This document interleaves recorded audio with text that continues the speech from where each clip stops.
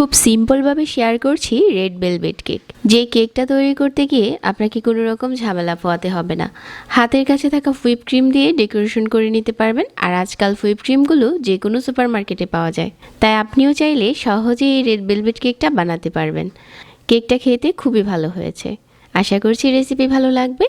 Cake তৈরি করার আগে আমরা বাটার মিল্ক তৈরি করে নিচ্ছি। একটা বাটিতে নিয়ে নিচ্ছি হাফ কাপ লিকুইড মিল্ক। তারপর এটার সাথে 1 টেবিল চামচ ভিনিগার মিশিয়ে একটা সাইডে রেখে দিচ্ছি। হয়ে গেল বাটার মিল্ক। তারপর একটা বাটিতে 3টা ডিম ভেঙে নিচ্ছি আর নিয়ে নিচ্ছি হাফ কাপ চিনি। 1 চামচ দিয়ে দিচ্ছি ভ্যানিলা এসেন্স। তারপর এই ডিম আর চিনি কিছুক্ষণ বিট করে নিচ্ছি।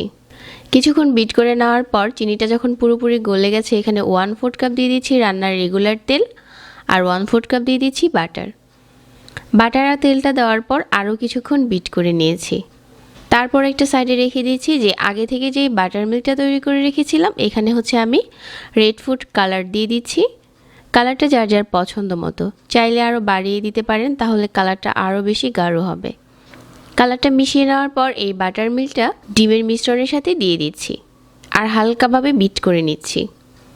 1 কাপ নিয়ে নিচ্ছি ময়দা আর 1/4 কাপ নিয়ে নিচ্ছি কোকো পাউডার, 1 চা চামচ বেকিং পাউডার আর হাফ চা চামচ বেকিং সোডা।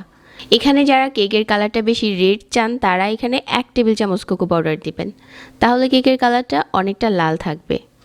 আমি কিছুটা গাঢ় করে তৈরি করেছি, যার কারণে কোকো পাউডারটা বাড়িয়ে দিয়েছি। তারপর বিট করে নিতে হবে। বিট করে নেওয়ার পর খুব সুন্দর একটা কালার চলে এসেছে। তো আমাদের কেকের মিশ্রণ এখন রেডি হয়ে গেছে। আজকে আমি যে পরিমাণ মিশ্রণ তৈরি করেছি, এটা দিয়ে 2টা কেক হয়ে যাবে। তারপর একটা ছোট সাইজের 1 পাউন্ডের মল নিয়েছি আর এটাতে কেকের মিশ্রণ অর্ধেকটা দিয়ে দিচ্ছি। একইভাবে আমি 2টা কেক বেক করে নেব।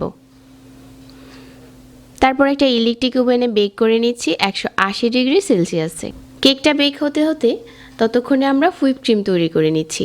একটা বাটিতে নিয়ে নিচ্ছি 1.5 কাপ ঠান্ডা হুইপ ক্রিম। তারপর 1 চা চামচ দিয়ে দিচ্ছি ভ্যানিলা এসেন্স। তারপর বিটার দিয়ে বিট করে নিচ্ছি। প্রথমে বিটারের স্পিডটা কমিয়ে তারপর বিট করতে হবে, আর অবশ্যই ফ্রিজে রেখে এই হুইপ ক্রিমটা ঠান্ডা করে নিতে হবে। আর কিছুক্ষণ বিট করার পরেই দেখা যাবে যে এটা অনেকটা ক্রিমের মতো হয়ে গেছে। তো আমাদের হুইপ ক্রিম এখন রেডি। আর এদিকে আমাদের কেকও বেক করা হয়ে গেছে। তো কেকটা আমি 25 মিনিটের মতো বেক করে নিয়েছি আর খুব সুন্দর একটা কালার উপরে চলে এসেছে। আর একইভাবে 2টা কেক বেক করা হয়ে গেছে। কেকটা গরম থাকা অবস্থাতেই কেটে নিচ্ছি আর খুবই সফট হয়েছে। এখন পাইপিং ব্যাগের মাঝে আমি হুইপ ক্রিম ভরে নিচ্ছি আর কেকের উপরে সুগার সিরাপ ব্রাশ করে দিচ্ছি। সমপরিমাণ চিনি আর পানি একসাথে জাল করলে সুগার সিরাপ হয়ে যাবে। তারপর প্রতিটা লেয়ারের উপরে হুইপ ক্রিম লাগিয়ে নিচ্ছি। তো এভাবে করে সবগুলো স্লাইস বসিয়ে দিয়েছি আর এখন সাইড থেকে ঘুরিয়ে ঘুরিয়ে ক্রিমটা লাগিয়ে নিচ্ছি। প্রথম এ পর্যায়ে ক্রিমটা লাগানোর পর ফ্রিজে রেখে রেস্টে দিতে পারেন 1 ঘন্টার জন্য, যদি হাতে সময় থাকে। আর যদি সময় না থাকে, সাথে সাথেই ডেকোরেশন করে নিতে পারেন। পাইপিং ব্যাগ দিয়ে পুরোটা কেকের উপরে ক্রিম লাগিয়ে নিয়েছি। তারপর সাইড থেকে টেনে নিচ্ছি।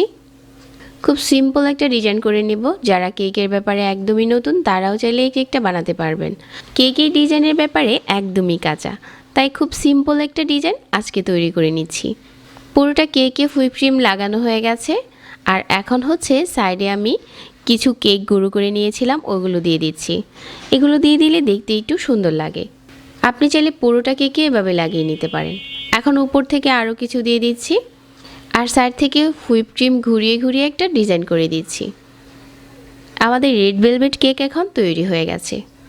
এখন ফ্রিজে রেখে ঠান্ডা করে পরিবেশন করার পালা। আমি কেকটা আপনাদের সাথে কেটে শেয়ার করছি। অল্প কিছু উপকরণে সহজে বাসায় তৈরি করতে পারবেন এরকম একটা সিম্পল রেড ভেলভেট কেক। আশা করছি আজকের রেসিপি ভালো লেগেছে। সবাইকে ধন্যবাদ জানাচ্ছি আর আজকে এখানেই বিদায় নিচ্ছি। আল্লাহ হাফিজ।